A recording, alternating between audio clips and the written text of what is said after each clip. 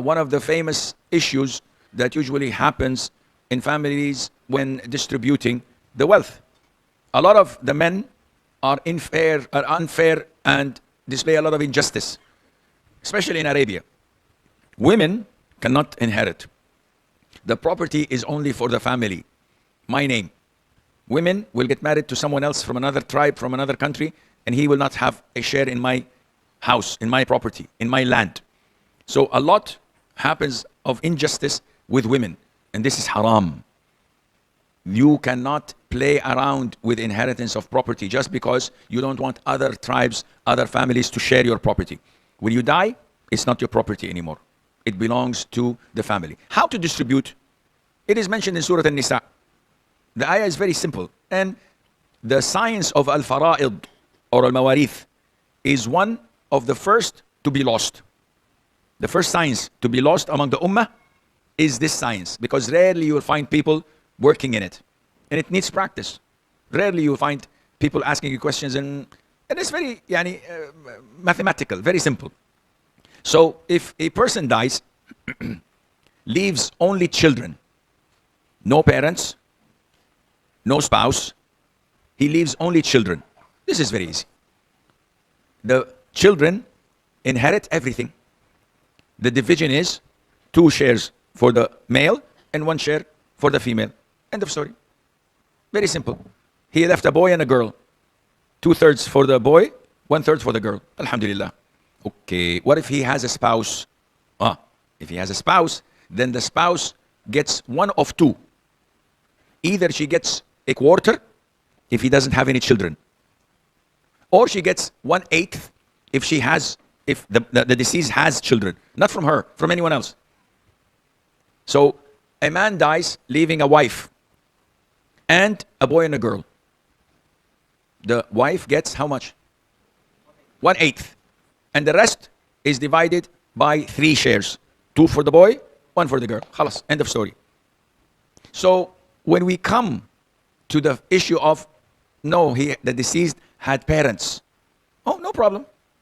So he had parents, and he had a wife, and he had a boy and had a girl. No problem. The wife gets 1/8. The father and the mother get 1/6, 1/6. And the rest is distributed between 3 shares, 2 for the boy, 1 for the girl. This is an easygoing way.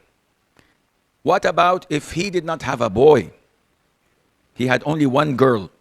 Okay, no problem. The Quran says, if someone dies leaving 1 girl, she gets half. Whoa, the girl gets half? Yes. Okay, if he did not have 1 girl, he had 1 boy. The boy gets everything. Everything. If he did not have a father, a mother, and a spouse. But if he had a father and a mother and a spouse, we give them their percentage. 1/6, 1/6, 1/8, and the rest goes to the son. So, in inheritance, there are 2 ways of inheriting. Either by fard or by asaba.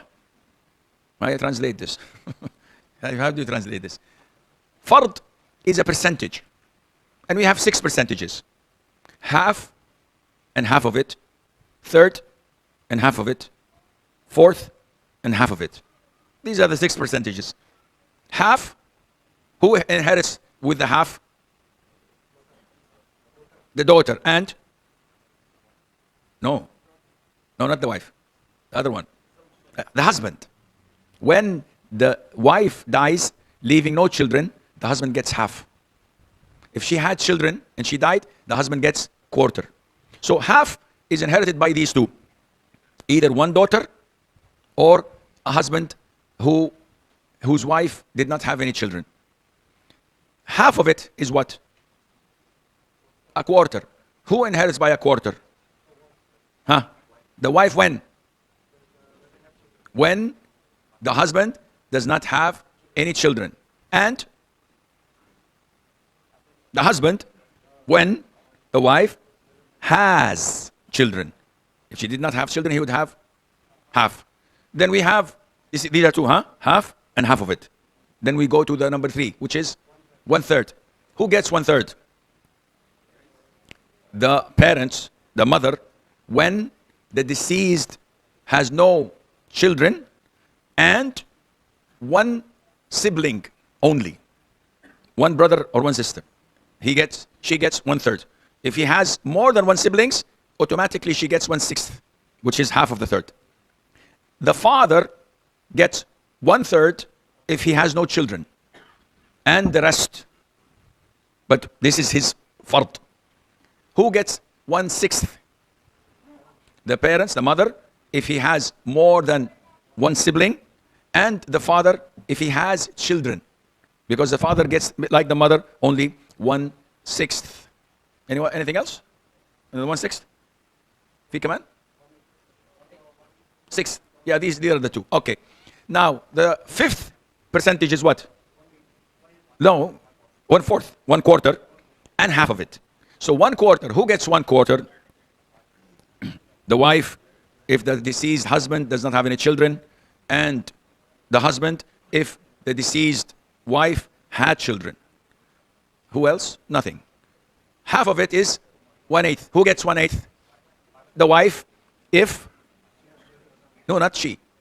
He, if the husband, the deceased husband had children, then she gets only 1/8. Noteworthy. Do you know what is the co-wife called in Arabic? The co-wife. If a man has two wives, what is the second wife called? In Arabic it's called darra. Darra. What does darra means? From harm. Why is she called darra? Because if a man has two wives, each one of them gets half of 1/8. So both share 1/8. But if she was alone, she would get 1/8 for herself. She has a darra. She's harming her even after his death. So she's sharing 1/8. If they were four, they would share 1/8.